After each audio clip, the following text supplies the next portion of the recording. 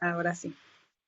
Bueno, buenos días a todos. Bienvenidos una vez más a un seminario de la Academia de Ciencias Agrícolas. En esta ocasión tenemos como ponente invitado al doctor Abraham Loera Muro. Él es investigador cátedra CONACYT, adscrito al programa de agriculturas en zonas áridas, y el día de hoy nos presenta la ponencia titulada Estudio de las interacciones microbioma planta-ambiente en especies de importancia agrícola. Sin más, le cedo la palabra al doctor Abraham para que nos presente su plática. Adelante, doctor. Gracias.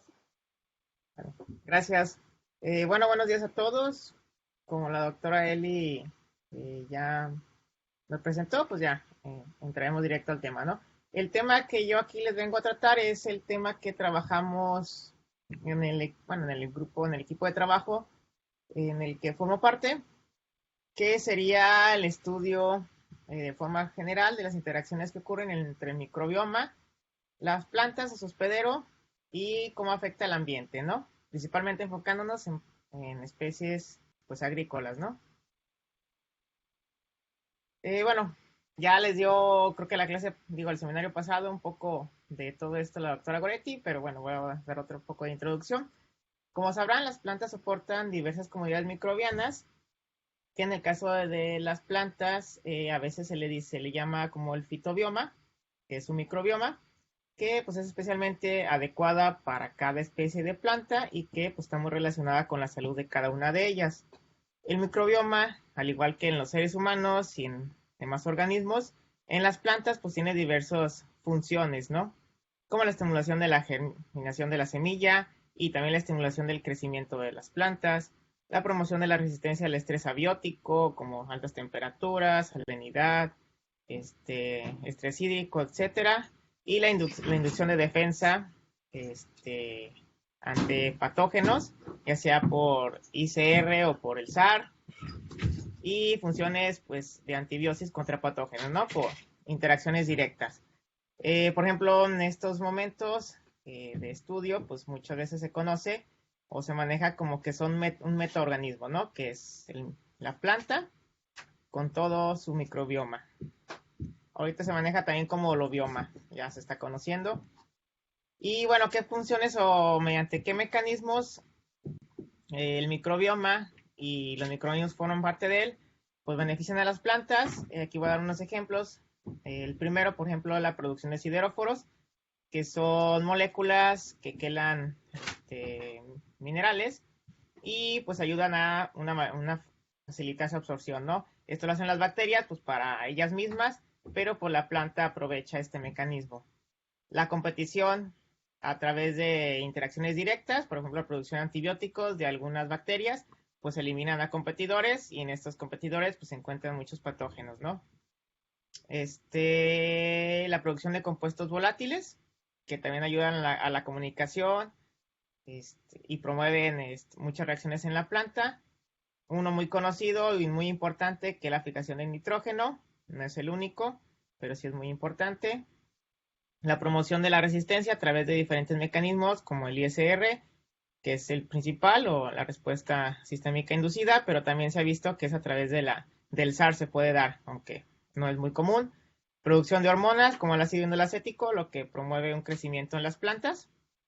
Y se ha visto últimamente que la producción de biofilms por parte de las bacterias en las raíces de las plantas, pues tiene beneficios igual, beneficios por protección de patógenos, porque evita que se adhieran, mayor comunicación o facilita la comunicación entre las bacterias o los microorganismos y entre ellas con su huésped, etcétera. Pero ¿cómo se forma el microbioma de las plantas? Bueno, de manera general, es una forma general de decirlo porque es más complejo que esto, pero de manera general, las plantas, estamos a hablar principalmente de la parte subterránea o del suelo. A través de las raíces, las plantas segregan ciertos compuestos a través de los exudados radiculares. Estos compuestos están principalmente formados de carbono, como carbohidratos, flavonoides, entre otros. Estos son detectadas a través del fenómeno de quimiotaxis por bacterias del suelo, el microbioma del suelo, que empiezan pues a dirigirse hacia ellos, ¿no? Desde aquí empieza una comunicación e interacción entre las bacterias pues, lógicamente por ver quién puede llegar primero y quién aprovecha estos nutrientes. Una vez que llegan a la parte de la rizósfera, que es todo el suelo adherido y cercano a la raíz, pues aquí empiezan interacciones entre los microorganismos y con la planta, ¿no? Con su hospedero. La planta, a través de estos exudados radiculares, también puede, lógicamente, controlar a qué bacteria quiere que se quede y qué no, mediante cambiando la composición de estos exudados radiculares. Y bueno, hasta ahí empieza la primera parte, que será la composición de la rizósfera, por así decirlo. Posteriormente empiezan bacterias que se pueden adherir a la raíz para formar bacterias que habitan en el rizoplano y comunicación a través de diferentes señalizaciones, pues ciertas bacterias que puedan introducirse a la planta para formar lo que sería el microbioma endofítico de la planta, ¿no? Entonces, digamos, de esta forma, a grandes rasgos, pues es la formación del microbioma de la planta. Claro, no es tan sencillo como se los manejo. Bueno, en lo que les decía también previamente, no es tan sencillo porque, por ejemplo, en ese inter, ahí la formación en las raíces se ha visto, que hasta ahorita no había sido muy estudiado, pero se empieza a estudiar. En ese inter hay la formación de lo que se llaman biofilms o biopelículas, que son las bacterias que están en la rizósfera. Tanto forman biofilms a nivel de suelo, adhiriéndose al sustrato, pero principalmente las que, bueno, se ha visto las de importancia para nosotros son las que se adhieren a la raíz en el rizoplano, ¿no? Mediante esta formación de esta biopelícula, pues se facilita la comunicación entre bacterias, como les comentaba, y la comunicación con el huésped. Y lógicamente tiene beneficios para ambos, como, pues bueno, una facilita la comunicación, permite el intercambio de nutrientes más fácil entre hospedero y las bacterias, entre las mismas bacterias, etcétera, ¿no? Y pues como les comento, esto es poco estudiado como la formación de biofilms a nivel de raíz. ¿Por qué? Porque pues regularmente o los que más se han estudiado pues esos son de importancia principal en humanos, ¿no? Pero bueno, como les decía, no es tan sencillo como se los comento, ya que hay involucrado muchos mecanismos de reconocimiento. Por ahí la doctora Goretti Kamal les comentó algunos la semana pasada. Yo les voy a comentar otra vez a grandes rasgos algunos. Por ejemplo, cuando las bacterias llegan a la raíz y se logran adherir o se buscan adherir a la superficie radicular, pues empieza lo primero que serían el reconocimiento por la planta de los famosos MAPS o los patrones asociados a microorganismos, ¿no? Digamos que aquí la planta reacciona y responde a estos patrones moleculares, seleccionando ciertos microorganismos. Y el microorganismo, pues tanto los benéficos como los patógenos, responden produciendo efectores, que estos sirven para, digamos, brincar o engañar a la planta y poder seguir su camino, ya sea hacia adentro o adherirse. La planta responde a través de otro mecanismo que sería este famoso ETI o Effector Trigger Immunity, que a través de ciertos receptores, pues ahora detecta estos efectores y responde así, y digamos que es una comunicación, ahí se va uno respondiendo a otro. Lo importante o lo interesante en este punto es que el mismo sistema se utiliza para reconocer a patógenos como para reconocer a bacterias que son benéficas. Entonces, lo interesante y lo que se está ahorita intentando estudiar es cómo la planta logra diferenciar quién es, por así decirlo, un amigo, quién es un enemigo. Por ejemplo, los MAPS generalmente pues, son patrones moleculares asociados a microorganismos como flagelos, como ciertas proteínas de membrana, lipopolisacáridos, que pues los encontramos generalmente en todas las bacterias bueno, están formados o son de la misma estructura, ¿no? Característica. Y entonces ahorita digamos que el estudio se enfoca, o muchos se está enfocando a ver cómo la planta logra discernir entre, si por ejemplo es un flagelo, pues cómo detectar que sea un flagelo de una bacteria benéfica y de una bacteria patógena, ¿no? Digamos que ahí está ahorita lo fuerte de la investigación en esta área. Pero bueno, digamos, ese es uno de los pocos de las interacciones, pero a grandes rasgos es la bacteria, digo, la planta, pues ella se encuentra habitando, produciendo ciertos exudados radiculares y produciendo, a través de la raíz, lógicamente llegan las bacterias producen ciertos compuestos como sustancias poliméricas extracelulares, protectores, hormonas, bueno, antimicrobianos, compuestos antimicrobianos, antioxidantes, fijan nitrógeno, etcétera. Esto pues es beneficiado por la planta que responde de otra dando más exudados radiculares pues para seguir manejando la composición del microbioma, pero ahí entra otro factor que hasta ahorita no hemos tomado en cuenta, que las condiciones ambientales, ¿no?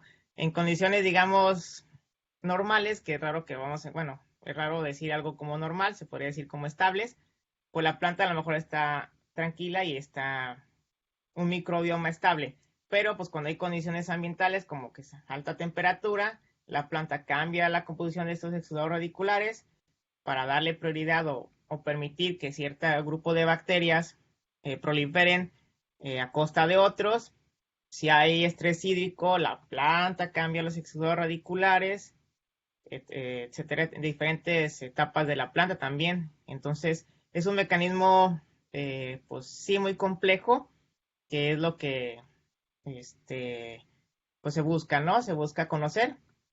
Digamos, en nuestro equipo de trabajo, este mecanismo complejo, pues lo buscamos conocer a partir de tres preguntas, ¿no? La primera es cómo está compuesto el microbioma de plantas de interés agrícola y qué interacciones surgen o hay entre ellas, o sea, dentro del mismo microbioma, cómo están interaccionando las bacterias o los microorganismos que forman este microbioma, cómo interacciona este microbioma con la planta hospedera y cómo se ve afectado este microbioma y estas interacciones, pues por los diferentes estreses abióticos, ¿no? Como aumento de temperatura, estrés hídrico, salinidad, entre otros, ¿no?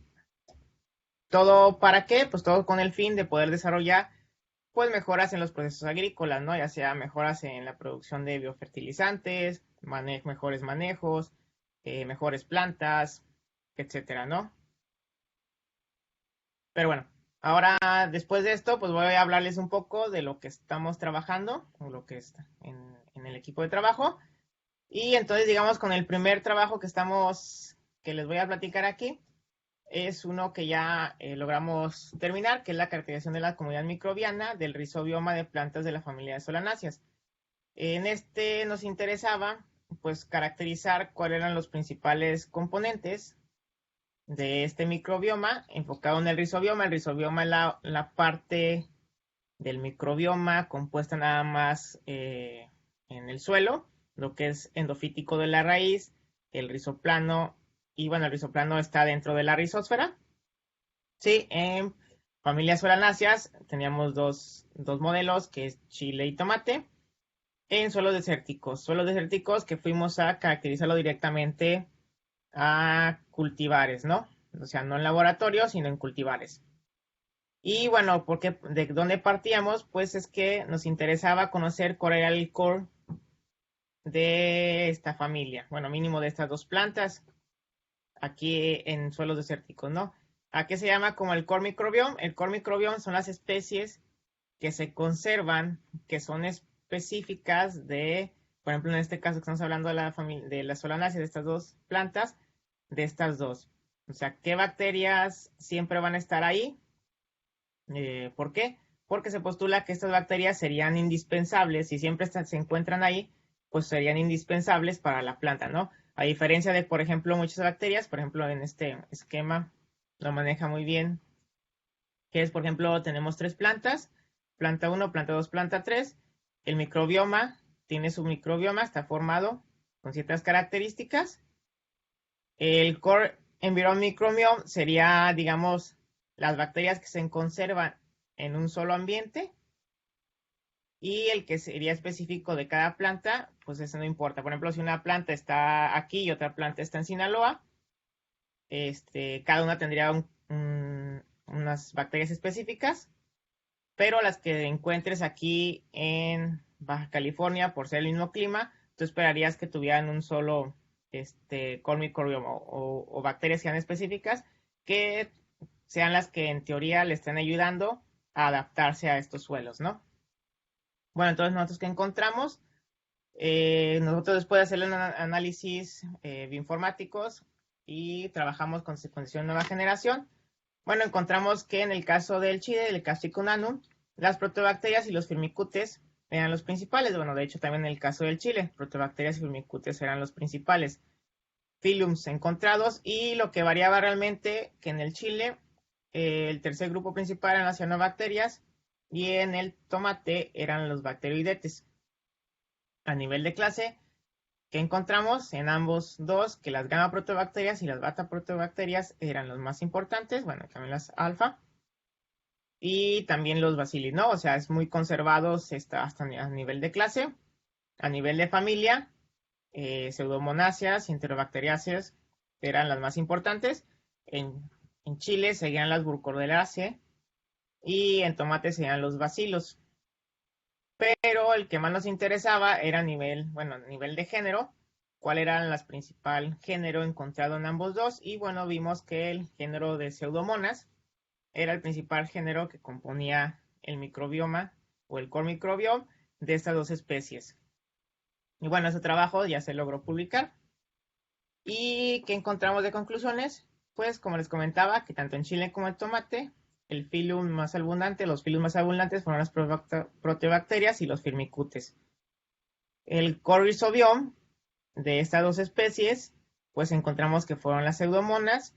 Y algo muy interesante que vimos, que en el caso de Chile se observó una mayor abundancia y diversidad en las muestras endofíticas, lo cual no esperábamos porque regularmente se menciona o se sabe que en la rizósfera, como lo que vimos en el tomate, pues porque ahí están todos los exudados radiculares, etcétera, etcétera, es donde hay una mayor diversidad y abundancia, ¿no?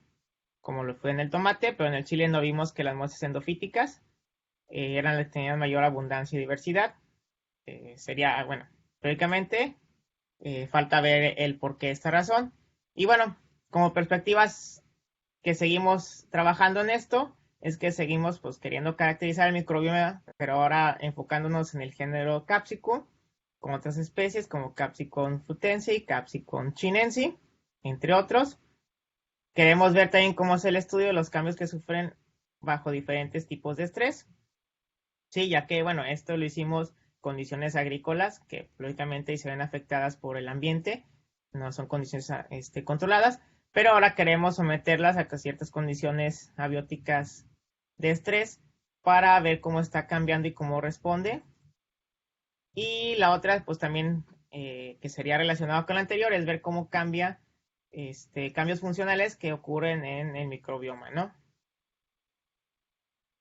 Bueno, otro trabajo que les quería platicar, que va también enfocado en el estudio del microbioma, es uno que hicimos sobre el efecto del uso de compuestos de vermicomposta en la comunidad microbiana de Menti Romero.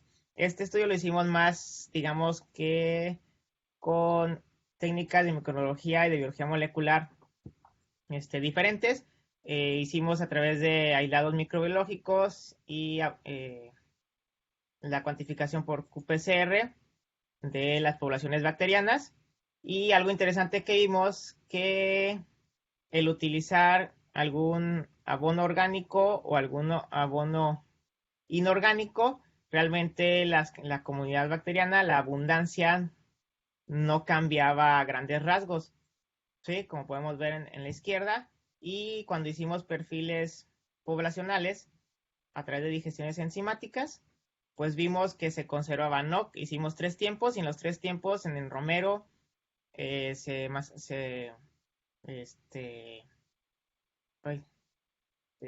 forman en el mismo, digamos, el mismo grupo, están más acercados. En el tiempo 1, independientemente si es lixiviado vermicomposta o si es el abono inorgánico, tiempo 2 y tiempo 3. ¿Qué es esto? Que realmente la comunidad no cambiaba por el tipo de abono utilizado, sino por el tiempo o la madurez de la planta, que fue muy interesante esto ver. en ambos dos, en menta y romero. Vimos en ambos que en los dos el principal grupo que encontramos, el principal filum, fueron los firmicutes del género Bacillus. Esto es por aislamiento microbiológico, fue lo principal que encontramos. Y algo muy interesante que analizamos aquí es la capacidad de todos estos aislados de formar biofilms, o sea, de poder adherirse y formar biofilms en lo que sería la raíz. Y vimos que la mayoría tiene la capacidad, o todos tienen la capacidad de formar biofilms, aunque esta capacidad es regularmente débil, ¿sí? Pero lo interesante es que otra vez vimos que no hubo diferencias realmente grandes o mayores entre utilizar un tipo de abono, el orgánico de vermicomposta y el inorgánico. Realmente las bacterias conservaban las mismas capacidades independientemente del abono. Entonces, en ese trabajo, pues concluimos, bueno, lo primero que vimos, esto es a nivel morfométrico de la planta, que el exhibidor vermicomposta pues sí permitía incrementar la producción de ambos dos, de menta y romero, pero en la parte microbiológica, que es la parte que nosotros estudiamos, fue que la sustitución de estos fertilizantes no modifican la comunidad bacteriana para ninguna de las dos plantas, aunque por ahí sí se alcanzó a ver que cuando utilizábamos el exhibidor vermicomposta aumentaba un poco la abundancia relativa, pero esta nunca llegó a ser significativa, ¿no? Este aumento. ¿Qué nos interesa seguir en ese trabajo?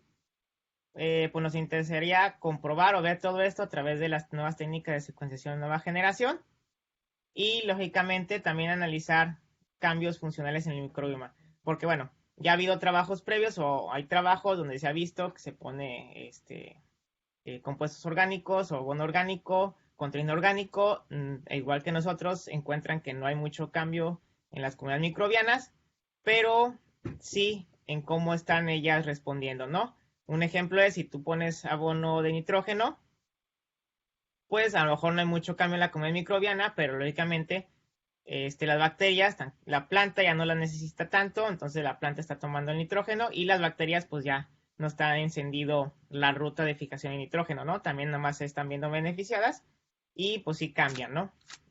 Digamos, cambia funcionalmente la comunidad. ¿Sí?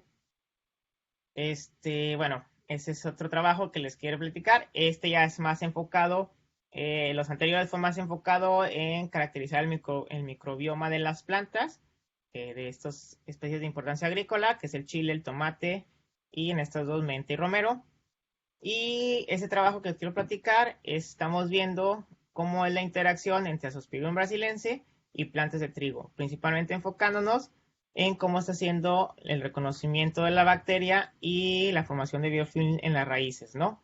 Que es lo que más nos interesa.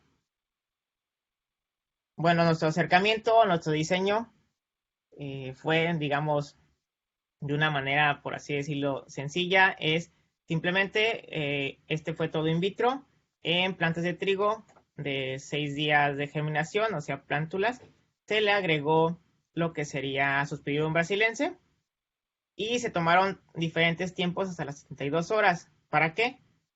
Para analizar genes en la bacteria que estuvieran relacionados con la formación de biofilms, bueno, con la quimiotaxis, adhesión y formación de biofilms, ¿sí? Para ver cómo estaba la bacteria respondiendo en estos diferentes tiempos o en cada tiempo, encendiendo o apagando estos genes para ver en qué momento encendía algún gen, apagaba otro gen, etcétera, etcétera, ¿no? Y lo otro que vimos en este punto es que, bueno, se sabe y ya se ha visto en el caso de Azospirillum que la adhesión de Azospirillum al trigo pues tiene importancia que ver con el genotipo de la planta. Entonces, lógicamente, es dos genotipos diferentes de plantas, dos cultivares diferentes de trigo. Azospirillum brasilense no adhiere de la misma forma. Eso se sabe, pero no se saben los mecanismos moleculares, el por qué está pasando esto. Entonces, nosotros lo que hicimos es usamos un cultivar ópata en el cual Azospirillum brasilensis se adhiere muy bien y puede tener esta promoción de crecimiento. Otro cultivar que se conoce, bueno, comúnmente como M6, en el cual Azospirillum no se adhiere o no se logra adherir correctamente. y quisimos ver qué pasaba a las primeras horas, ¿no? A las 6 horas de esta interacción, extrajimos el RNA total y lo mandamos pues a secuenciación, ¿no? RNA-seq para ver el transcriptoma. Aquí, bueno, también lógicamente se vio el transcriptoma de la planta, pero aquí les voy a platicar de lo que la bacteria realmente respondió, ¿no? Entonces, para resumirlos de una forma rápida, en lo que fue la expresión de genes relacionados con la formación, bueno, la adhesión y formación de biofilms de Azospirillum brasilense, el primer grupo que analizamos fue la producción de polisacáridos, 3 polisacáridos.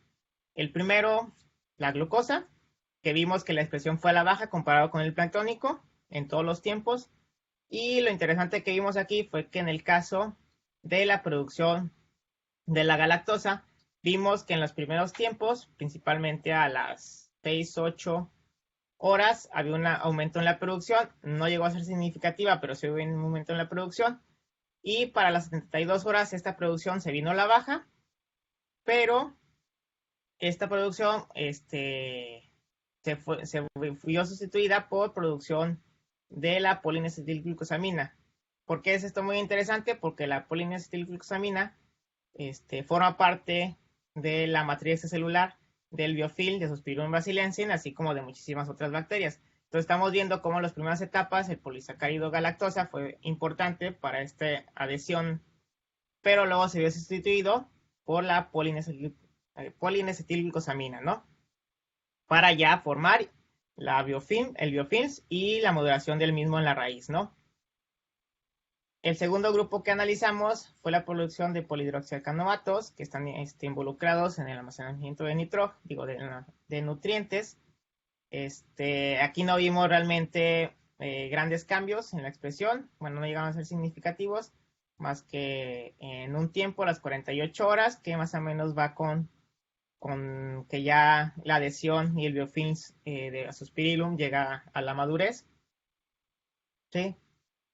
El segundo grupo, que también es muy importante, es la comunicación célula-célula, donde analizamos 2 genes, LuxR, que es un receptor del autoinductor 2, que es la molécula involucrada en la comunicación por Coulomb-Sempsin en bacterias. Vimos, bueno, Azospirillum brasiliensis no posee el gen que produce LuxS, pero sí tiene receptores que logran reconocer este compuesto de otros microorganismos.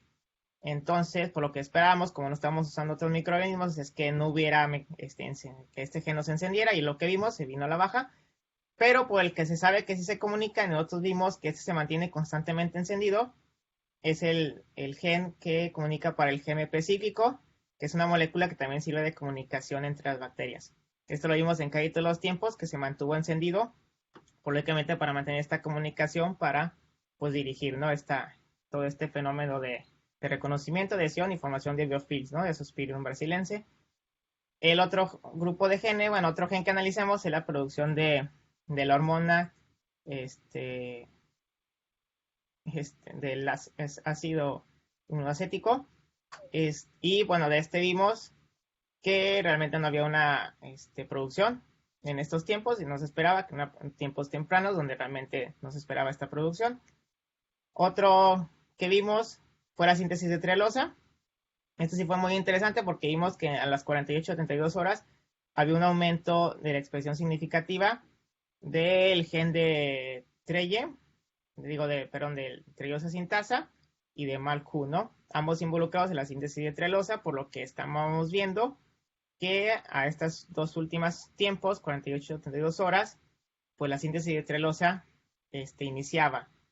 ¿Cómo está involucrado? Si es un mecanismo de señalización o por algún tipo de estrés, respuesta a algún tipo de estrés de la bacteria, pues no sabemos, ¿no? Estamos apenas viendo cómo puede ser.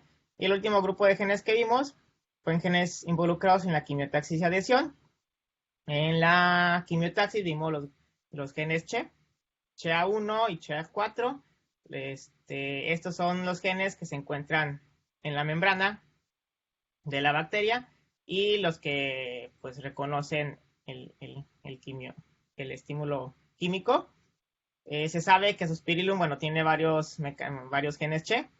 Utiliza principalmente estos dos para lo que es la interacción con el trigo, bueno, más bien para lo que es interacción con la planta, y ya se había descrito que utilizaba principalmente CHEA4, que es lo que nosotros vimos, que CHEA4 es el que realmente se está expresando y que CHEA1 no, que fue algo muy interesante porque, bueno, lo que se había reportado anteriormente, aquí lo vimos ya en vivo durante diferentes tiempos y vimos que una proteína de membrana externa que sirve en la adhesión, pues realmente no había producción de esta proteína.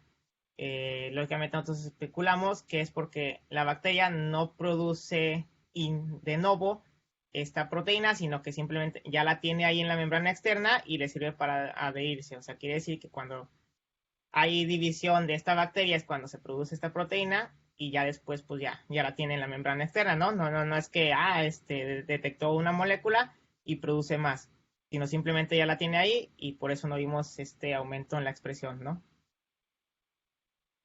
Y bueno, para hablarles de lo que vimos en el análisis por RNA-seq, vimos cosas muy interesantes, que es con ópata, que es con el cultivar, que si hay reconocimiento de parte de la bacteria o adhesión, mejor dicho, pudimos 71 genes diferentemente expresados, 67 al alza y 4 a la baja.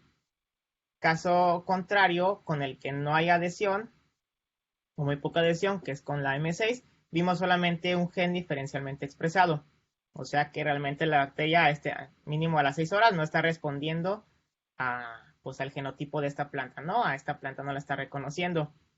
Caso interesante es que en ambos casos, el único gen que se diferenció diferencialmente en M6 también se vio en ópata y es FAS1 que está involucrado en la adhesión celular, lo que es un buen candidato pues para seguir estudios más adelante.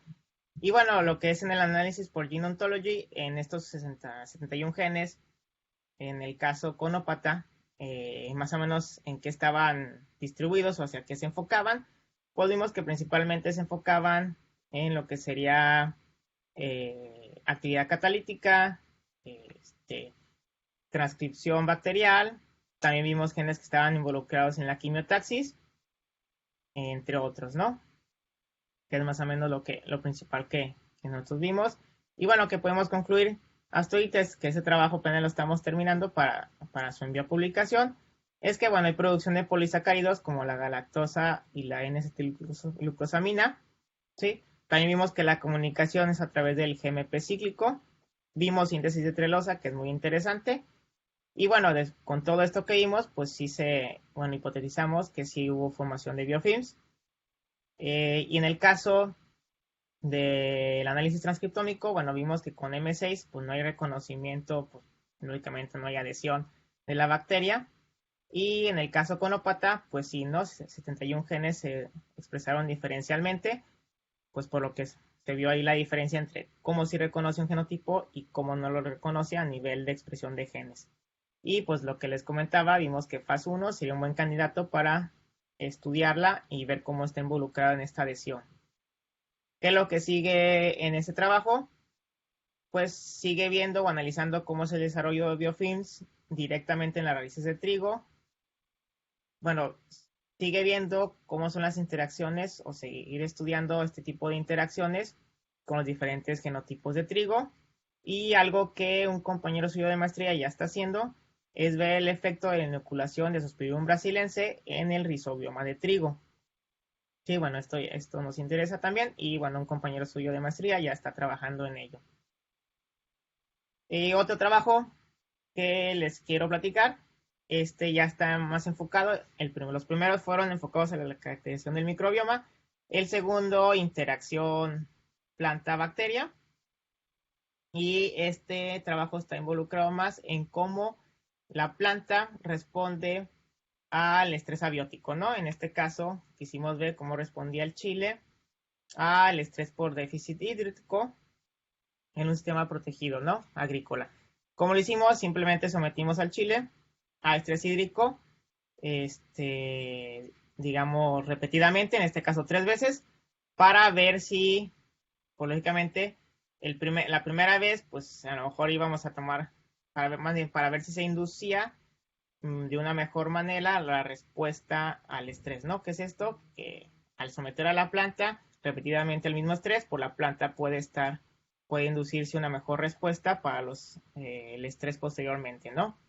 Hicimos el análisis de varios genes marcadores o de interés para ver cómo estaban expresando.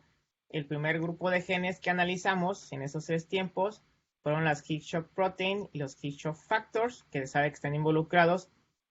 Bueno, a su inicio pensaban que nada más por altas temperaturas, pero se ha visto que están involucrados en la respuesta en diferentes tipos de estrés, como altas temperaturas, estrés hídrico, salinidad, entre otros, ¿no? Y bueno, ¿qué es lo que vimos? En el caso de las heat shock protein, analizamos 3, DNAJ2, DNAJ3 y DNAJ4. Vimos cómo, si se fijan, hay una inducción en la respuesta. En el primer estrés hídrico se viene hacia baja la expresión, pero en las subsecuentes repeticiones hay una respuesta más rápida en los 3 casos, ¿no? Y algo similar se vio en los heat shock factor, ¿sí? Aquí lo interesante es que cada uno respondió, digamos, en un tiempo diferente. El heat shock factor A2, que es un factor de transcripción clave, vimos que respondió realmente, digamos, o más eficientemente en el tiempo 2.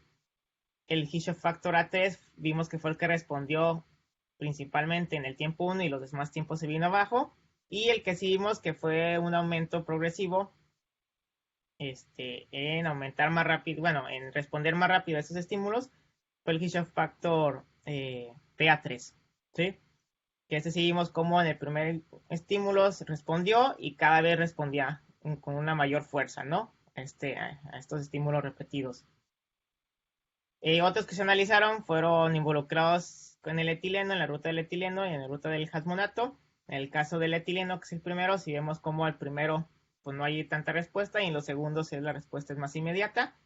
Y en el caso del jasmonato, igual, ¿no? Aunque se vino a la baja por el estrés, también vimos una respuesta más eficiente en los segundos, tanto en tiempo 2 como en tiempo 3, ¿no? En las repeticiones del estrés. Y en los que sí vimos que respondieron inmediatamente, bueno, el que vimos que sí respondió inmediatamente el primer estrés y que fue mayor en los subsecuentes, fue un factor de transcripción muy importante, que es los working, ¿no? Sí vimos que en el tiempo 1 respondió al estrés hídrico, en el tiempo 2 respondió de mejor, más rápido, y en el tiempo 3 pues hubo una mayor expresión, ¿no? O sea que está respondiendo más. Y bueno, también otro factor de transcripción también involucrado en esto, que es MIP72, vimos que se mantenía y que en el tiempo 3, ¡pum!, aumentó su expresión, ¿no? ¿Qué quiere decir esto? Que sí estaba la planta, tenía una inducción en la resistencia y tolerancia al estrés hídrico, ¿no? Y bueno, ese trabajo ahora sí que lo acabamos de someter, ya esperamos en las últimas para que sea aceptado. Pero bueno, ¿qué encontramos? Encontramos algo interesante, que las condiciones de déficit hídrico en estos primeros, pues no mostraron cambios en los parámetros morfométricos o fisiológicos de la planta. Quiere decir esto que la planta, por algún pues, ruta fisiológica, estaba regulando este estrés. Y pues vimos que los genes que nosotros estamos analizando, como los heat shock factor, o los factores de transcripción, heat shock factor, MIP72, WORKY y involucrado en el etileno, pues sí estaban involucrados en esta respuesta a este estrés. Y también las heat shock protein y los genes involucrados en el jasmonato, ¿no? Estaban respondiendo de una mejor manera a este tipo de estrés. ¿Qué siguen en esto? Pues nos interesa principalmente seguir estudiando a las proteínas de choque térmico, heat shock factor, y a los factores de transcripción también involucrados, ¿no? Las heat shock protein y las heat shock factor. Nos interesa seguir estudiando y cómo responden a diferentes estreses, como altas temperaturas o salinidad, aparte de estrés hídrico, ¿no? Y bueno, el último trabajo, que es el que estamos ahorita un poco más enfocados, y bueno, es el trabajo en el que vimos la modulación. En ese trabajo vimos la modulación de la expresión de genes por inóculos bacterianos y también sometimos inóculos bacterianos los sometimos a la planta a estrés abiótico y los sometimos a la planta a los dos, ¿no? Hasta inóculos bacterianos que daban una promoción de crecimiento para ver si ayudaban a aumentar la tolerancia o resistencia al estrés salino y ver cómo la planta estaba respondiendo a ellos. Y lógicamente también nos interesa caracterizar los cambios en el rizobioma por estos dos tipos de factores, ¿no? El inóculo bacteriano y el estrés abiótico por salinidad, y cuando están los dos juntos, ¿qué pasa?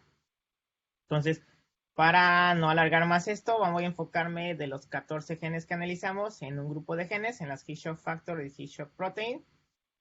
Y bueno, al utilizar inóculos bacterianos procedentes de un ambiente salino, utilizamos estos dos, que es Bacillus pumilus y Staphylococcus aureus, que fueron aislados de un ambiente salino, que esperábamos, se vio que tenían promoción de crecimiento en las plantas, y entonces se quiso comprobar si tenían o permitían una mayor resistencia o tolerancia al estrés salino, y utilizamos, por así decirlo, como un tipo control a Suspirillum brasilensis, que se sabe que es una bacteria promotora del crecimiento, aunque en el caso de Chile se sabe que no tiene este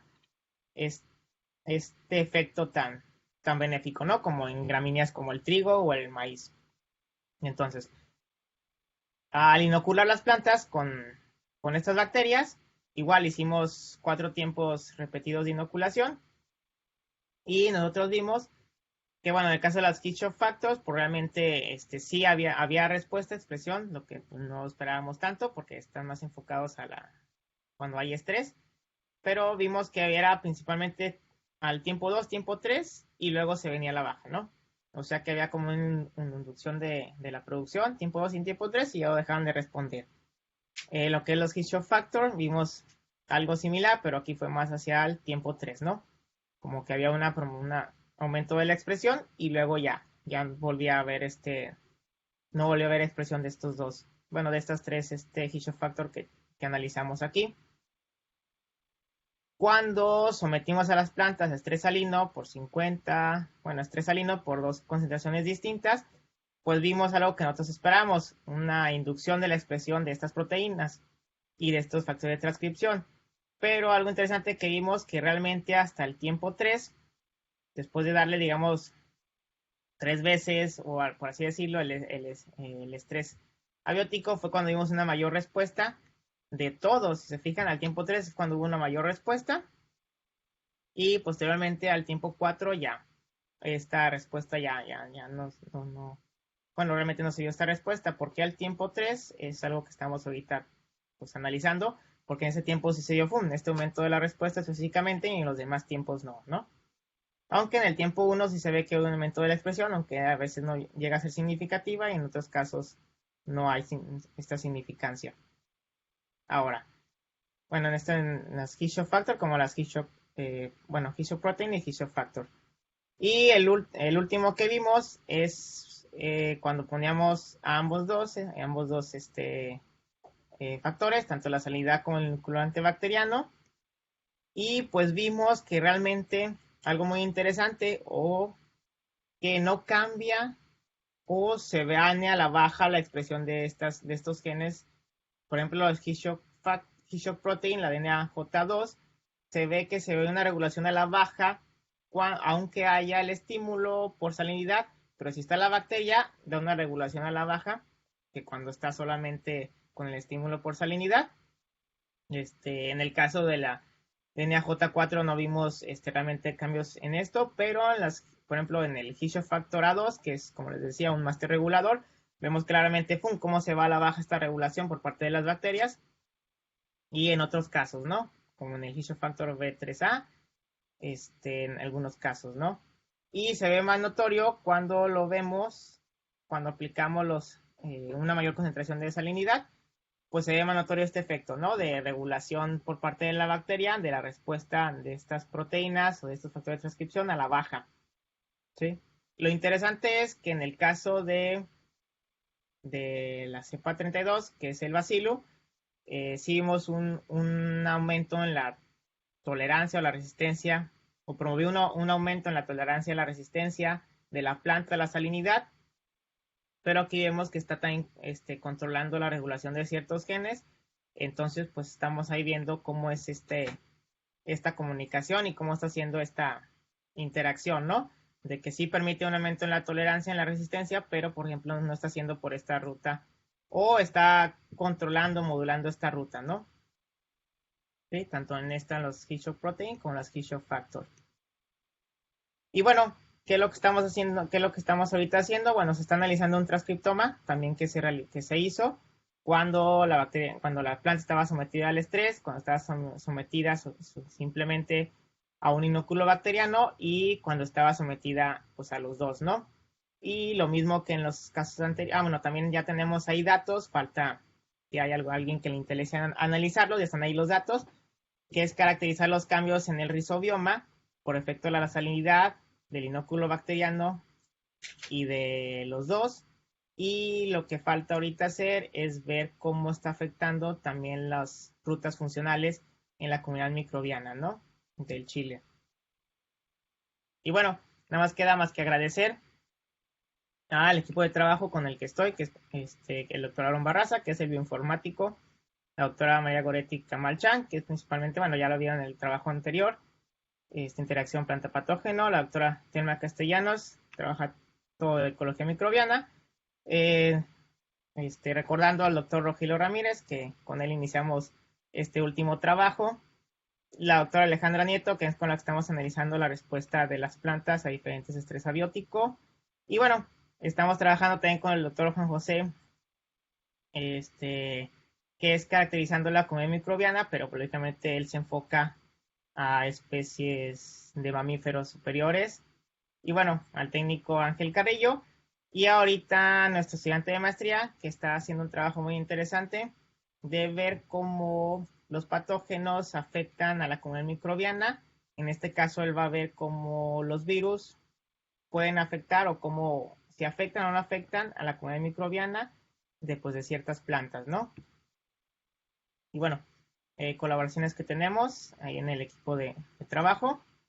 Y bueno, ya es ahora sí que como un anuncio para quien esté interesado y que no tenga tema de tesis.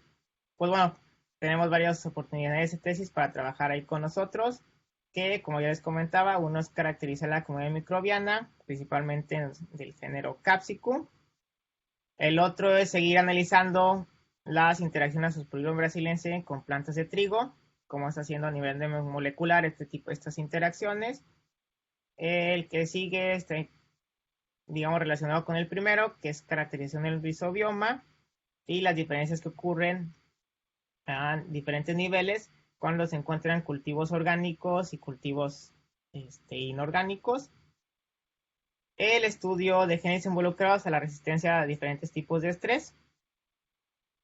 El que es el que la doctora Goretti Kamal es la que está principalmente involucrado, que es la caracterización molecular y biológica del grado de tolerancia del germoplasma de Capsicum chinensis a cierto patógeno, que ya se los platicó.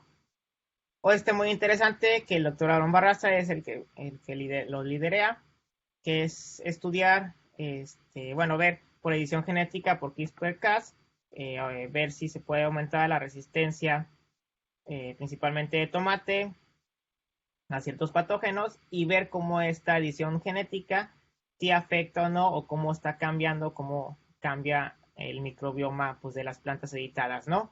Y otro último que también estamos ahí trabajando es ver cómo afectan las nanopartículas con el doctor Luis Hernández Adame, cómo afectan las nanopartículas, pues si tienen un efecto o no en la comunidad microbiana, ¿no? Y bueno, no queda más que agradecer su atención y pues quedo para cualquier pregunta que tengan, ¿no? Y bueno, aquí dejo mi correo para quien esté interesado, pues pueden contactarme sin ningún problema. Gracias.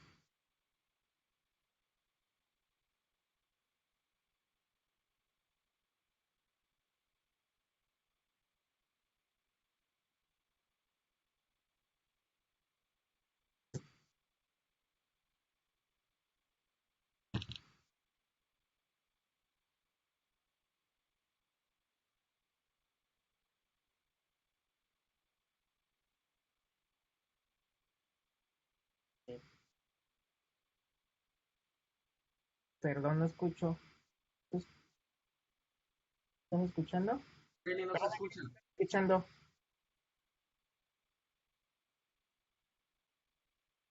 No se escucha la doctora Eli.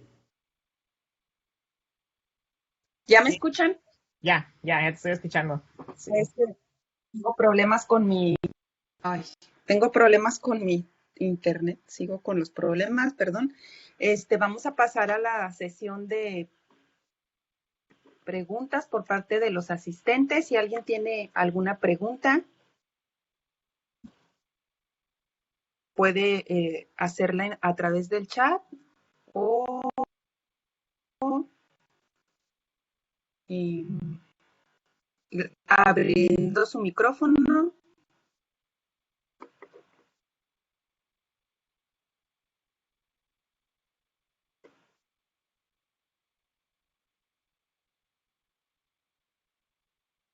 Bueno, en lo que se animan, creo que ahorita no hay personas que quieran participar. Yo tengo una pregunta.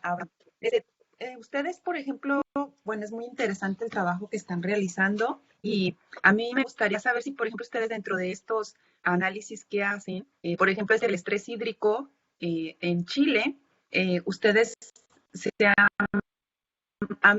han notado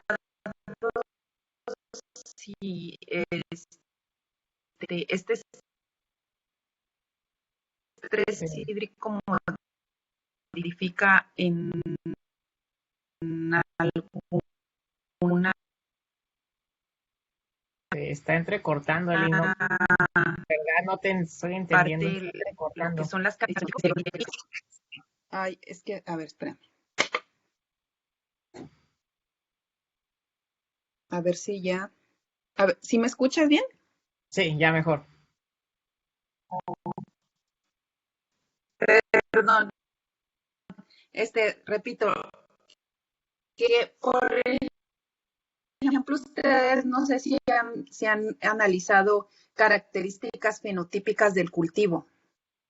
Por ejemplo, si aumenta algo el crecimiento, es estrés hídrico, el crecimiento del cultivo, o por ejemplo, tarda más en crecer, en llegar a un tamaño adecuado, o no está afectando para nada las condiciones de estrés hídrico que someten ustedes el cultivo.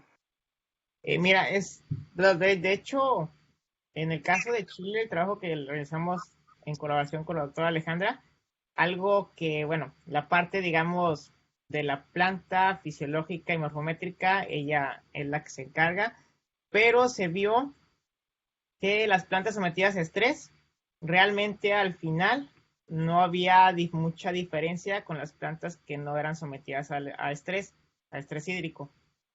Por eso, una de las cosas que nosotros postulamos es que estaba, pues, por uno de estos mecanismos que vimos, pues realmente respondiendo y aumentando la tolerancia, ¿no? A este estrés, por lo que al final, pues, no se vio realmente diferencias. Sin embargo, sí hay un punto importante que, por ejemplo, nosotros lo hicimos directamente en condiciones de campo. Entonces, hubo días que, pues como estamos en la California Sur, que la temperatura marcó arriba de 40 grados, entonces nosotros sometimos a un estrés hídrico, pero pues también la planta se vio sometida por estrés por altas temperaturas, a las dos. Entonces este factor, pues es otro que nos interesa ver cómo también está metiendo, pues ahí, como dices tú, ¿no? No vimos diferencias cuando vimos estrés hídrico, pero a lo mejor fue porque el estrés por calor hizo que las dos pues se fueran a la par, ¿no? Claro, esto es importante porque todos los experimentos o artículos que te encuentras, la mayoría en la red, siempre son en condiciones controladas en laboratorio, que cuando las sacas a campo, pues ya no pasa igual. Y de hecho ahorita es una crítica que se hace mucho en todas estas áreas.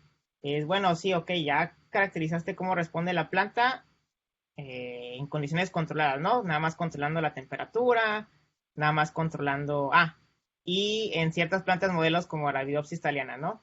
Ok, ahora pues ahora necesito saber cómo esa planta está respondiendo. Primero, una planta que realmente es de, digamos, no de interés de investigación, como Arabidopsis o una nicotiana ventamiana, sino una planta de interés agrícola como chile, tomate, maíz, trigo, etcétera, ¿no? Y también cómo es realmente la respuesta en el campo, ¿no? Donde, ok, tú puedes someterla a un tipo de estrés, por ejemplo, nosotros sometimos a estrés hídrico, pero pues vimos que pues el ambiente también estaba ahí y pues la sometió también a estrés por altas temperaturas. Y, no, y bueno, nosotros controlamos también, lógicamente, que no hubiera vectores, pero pues también que no hay insectos y otro tipo de factores que ahí pueden estar involucrados, ¿no? Que es ahora lo que se busca, ¿no? Que es parte a lo mejor de lo que tú dices, no se vio mucha diferencia, pero porque a lo mejor la planta, pues al verse inducida por todo lo demás, pues respondieron similar, ¿no? Sí, claro. Bueno, muy interesante todo el trabajo que están realizando. ¿Alguien más quiere hacer un comentario? ¿Alguna pregunta que tengan para el doctor Abraham? Ya vieron ahí su correo, si están interesados, pues su grupo de trabajo está buscando alumnos, estén interesados pues en colaborar con ellos, ¿no? Participar en estos proyectos.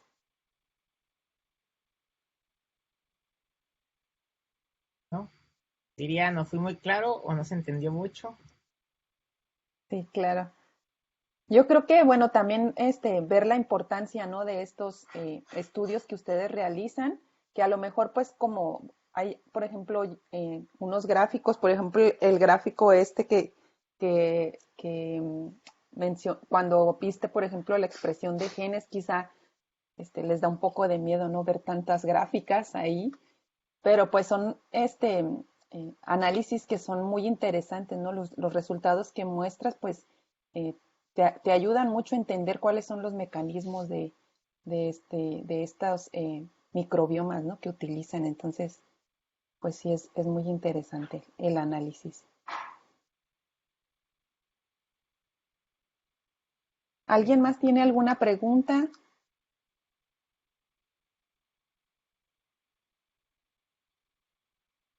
¿Algún comentario?